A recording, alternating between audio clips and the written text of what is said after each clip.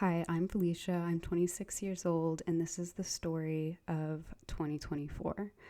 In 2024, I got engaged to the love of my life. I got 6 chickens. I purchased my dream home out in the countryside. With it came a new outdoor kitty. I went to Mexico and got to meet my life coach, now friend, in person, and I started YouTube.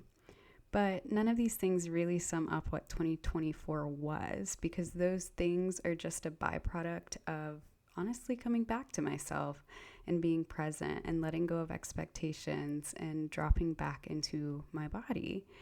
And that is the real story of 2024. The beginning of this year, I felt so lost. I felt purposeless. I felt lonely. My energy was off. My drive with life was off. And I knew I needed to shake things up in order to get to the other side. I got financial courses, thyroid supporting courses, business courses, and then finally found my coach, which is when really things started to change. And it was honestly just me being honest about who I wanted to be, how I wanted to feel, and then even taking it further to recognize all the ways in which I was being and feeling the way I desired already, to recognize that everything I wanted was right in front of me. It was me separating my dreams from myself that made them unachievable, that automatically attached my value to the lack of having whatever the dream was, putting my mind and energy into a you're not good enough state of being, where either nothing gets accomplished, or even if something is accomplished, you aren't even really there to see it. And so much of that spiral stemmed from rejecting the less than perfect version of myself, rejecting the bad days, the lazy days, even just the mundane days.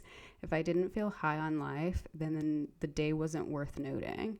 But they say you can only fly as high as you are rooted deep, as above, so below. So the deeper I accepted the sad, the better the good started feeling. The more bad days that crept around, where I could just say, wow, I still love and accept you and all that you need to feel, the more the tiny versions, current versions, and future versions of me started healing.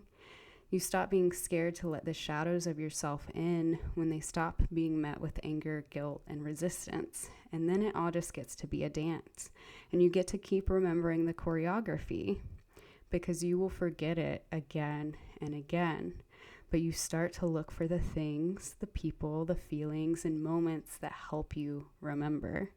And you start to notice that they all tend to look like love.